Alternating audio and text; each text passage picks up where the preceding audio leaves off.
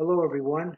I want to invite you to the Arts and Crafts Show. This video is about one of the very first questions that we ask each other when we get started in the arts and craft business is that where do we sell our work?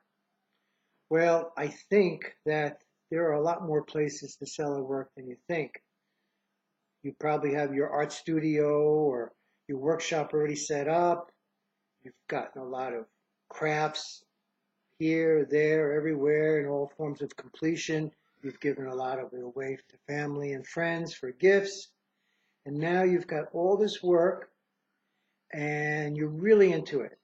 You really feel this talent is wanting to bust out of you, but you need more money for supplies. And where do you go to sell your work? Well, as a beginner's guide to the arts and crafts show world, there are a lot of places that you can sell. When I first started years ago, there weren't hardly any craft shows. As far as I remember, there was only one craft show on the island of Oahu in Hawaii. So where I got started was because I was selling at the flea market. And that was on Wednesday and Saturday. That was during the day, mostly in the morning until about 1 or 2 o'clock in the afternoon. And at night, it was a drive-in movie theater. And those 2 days alone, I made enough money to cover my expenses, my rent, my food, everything I needed. And there was one craft show, but it was only at Christmas time. And that one brought in a lot of money and could cover me for several months living there. So, but let's talk about all the different places that you have to go. You know, you're doing your craft and your art, your photography, whatever field that you're participating in. Okay, well, first of all, the best thing to do is to go to a show or a few shows in your area. Look how things are set up. I mean, a lot of shows, they require you to have a tent and you have to have your tables all set up. And some of you want to have a fan in your booth, and so you'll need a battery and a fan hookup. But basically, when you go to these shows, take your phone, take some pictures of the different booths that are set up. Look at the little details of how the booth is set up for yourself. For instance, when you have a tent, usually the regulations at a lot of shows is that your tent needs to have 50 pounds of weight on each corner. So that's a total of 200 pounds. And we can go into that later about how we make that and get that set up for you. So that is, and that's because if the show is windy or something like that, your tent won't jump up and fly over everywhere. Look at how people's tables are. See how how the general look of the booth looks like.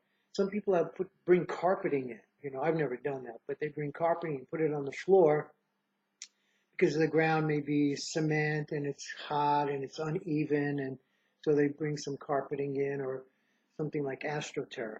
So look at all those different options for your own tent and your own booth.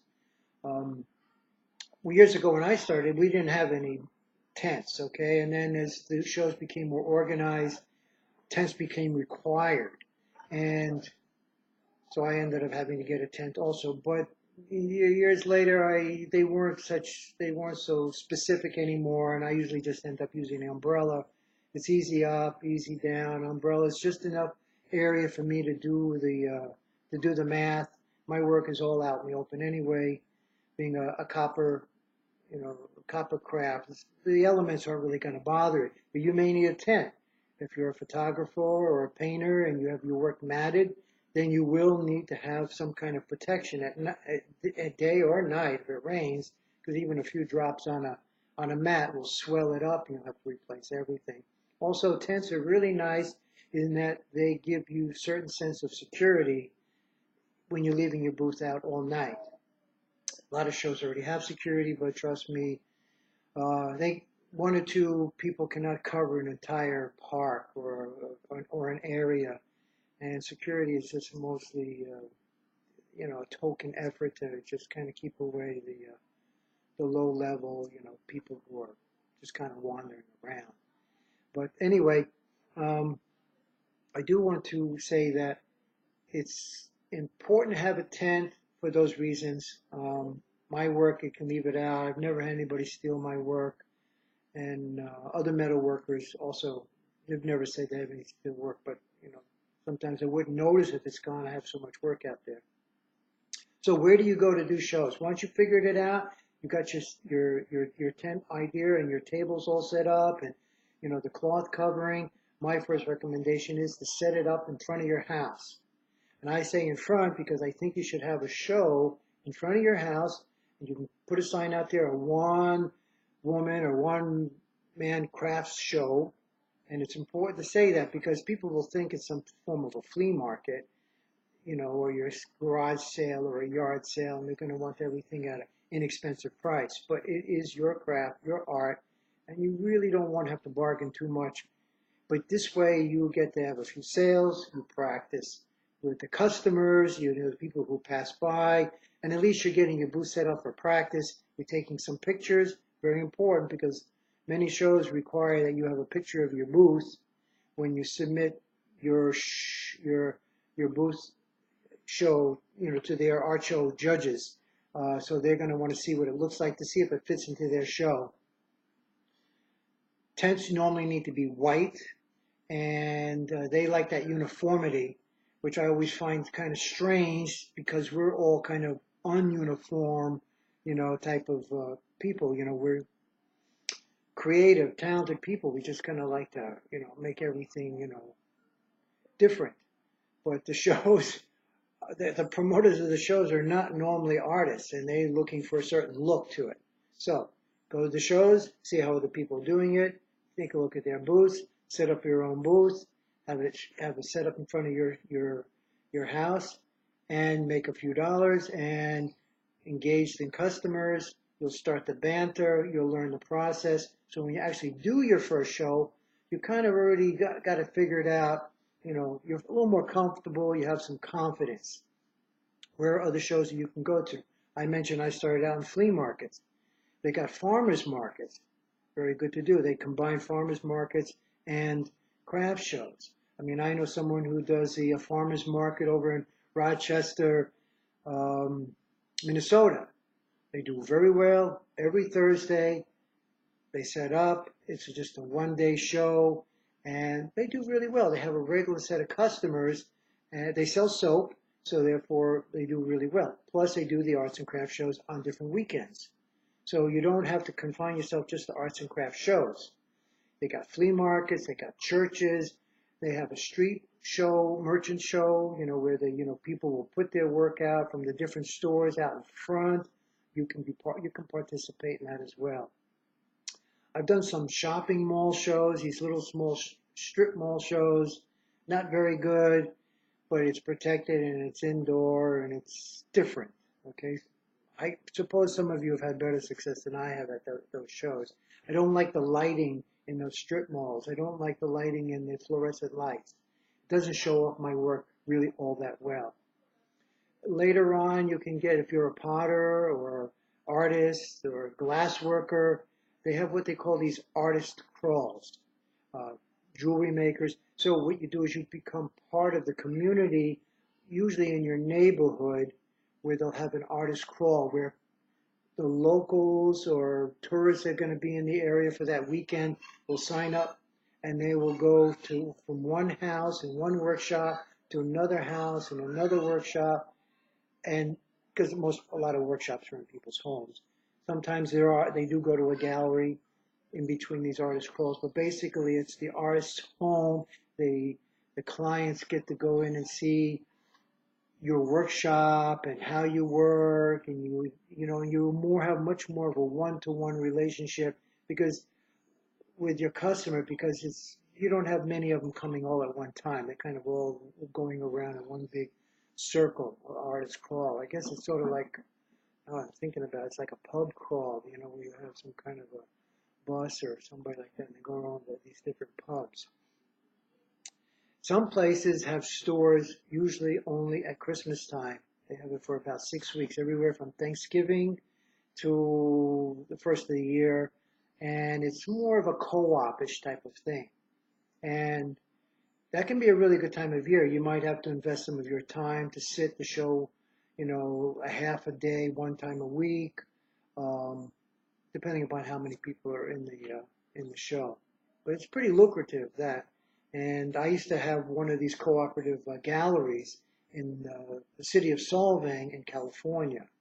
And it was okay for a couple of years and pretty much ran by itself. But after a while, I guess the location wasn't the best because we were looking for a really low rent and we were sort of off in the corner. But then there's also Etsy, of course. A lot of people are going online with Etsy, but if you're doing really specific one-of-a-kind work, it's hard, then it's hard to sell on Etsy because, because what they see and what they get may be two different things if it's not always the same.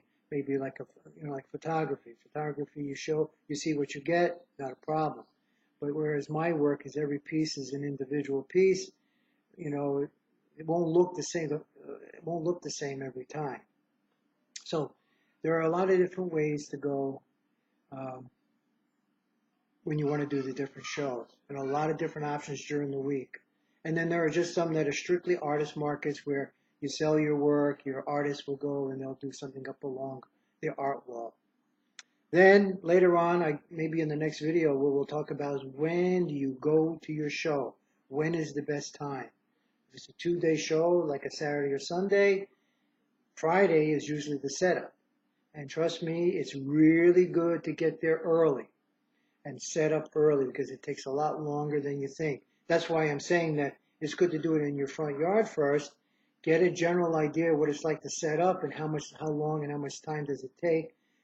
Printing your stickers out, rearranging all your work, looking back and seeing how it all appeals, to your eye, and how it's going to feel to the customer. If you've got plants in the show, you might want to be able to rearrange that to your liking. I always go, once you do a show, the first year or the second year, you really want to get to the show a lot earlier than you think because each year the show promoters, they will move the booths around every year. And you were set up here and finally you realize you're over there. Or somebody will come in who's new to shows, doesn't understand the layout or the setup. They'll come in and they'll set up at your booth, close down their tent, and they're gone for the day. Well, they don't really make that person take their booth down. What they'll do is they'll put you into another space. Doesn't happen that often. I've seen, but I've seen it happen often enough where I want to be able to get to that show early because I've run into that situation myself over the years. And so, if you're able to get to the show that you want to do earlier, like a year before, it's good to go and you can kind of spot out where would be a good location for your art and your craft. Some areas are windier than others. And if your work is very sensitive to the wind, like if you have glass or things in your booth can blow down and out because there's always usually a windy spot, maybe you don't want to be in that spot. Other people don't mind being in a windy area, such as myself, because I have kinetic art. So these are just a few ideas. Jot down below in the comment section about the shows that you've done, what you've learned, and I would be really interested in what other areas that you can sell your work at, and anything else that would contribute to this conversation. I really enjoy hearing from you. So if you get a chance to share this, if you want to hear more about this subject and other art show news, hit subscribe and hit that little bell, because that means subscribe is not enough from what I understand. If you hit subscribe, but that bell means that when I have another video coming up, you'll know and you can listen to it, and if it's to your liking, you can continue on with it. And thanks very much for listening, and I appreciate talking about art show and the news. Thank you very much. Bye.